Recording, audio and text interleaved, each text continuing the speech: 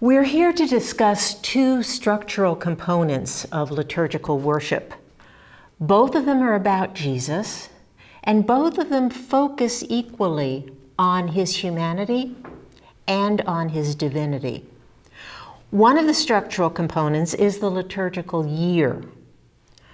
This observes in relation to the course of the Earth's annual orbit around the star that we call the sun, the actions in historical time by which Jesus redeemed humanity and by which he continues, thereby making the historical time perpetually present and impacting future possibilities to offer sustenance to the faithful.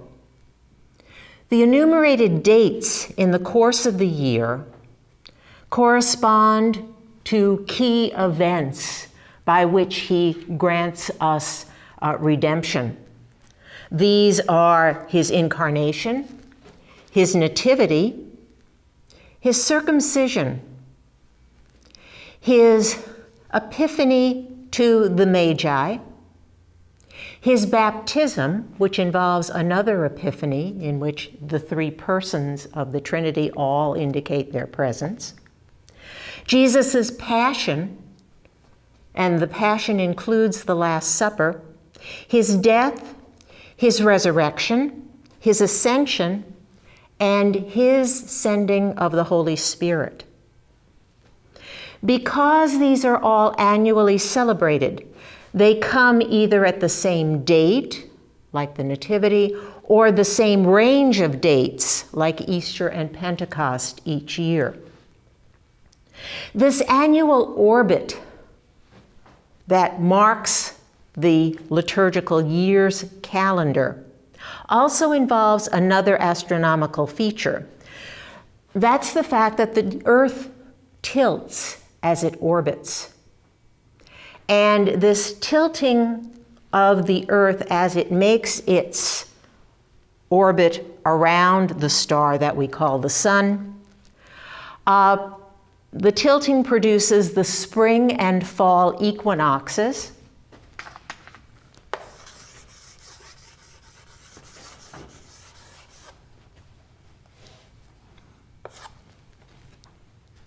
Those points at which the rays of the sun seem to be directly over the equator, and at the equator, night and day are about of equal length.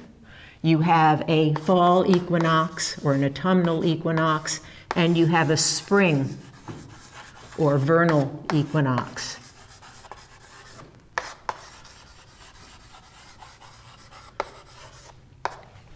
That tilting of the Earth as the Earth makes its orbit around the sun also produces the solstices.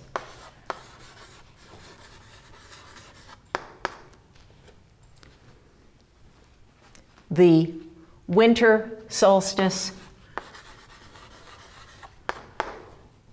when the angle of the sun is at the farthest southernmost point, and the summer solstice, when the angle of the light is at the highest or most northern point on the tropical area that marks the region where the rays of the sun vary as the tilting of the Earth proceeds in the course of the orbit.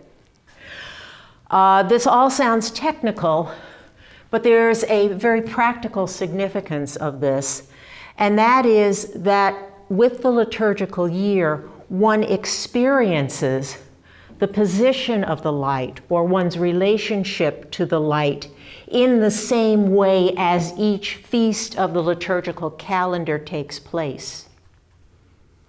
So at, March 1st or March 25th, you would have a certain angle of the sun and a certain length of day and a certain length of night that would recur the next year and the next year and the next year. Now granted, because we're talking about the tilting of the Earth producing a change in the angle of the sun from north to south, and that relationship of whether you're north or south varies depending on whether you're living in Nigeria or living in Norway.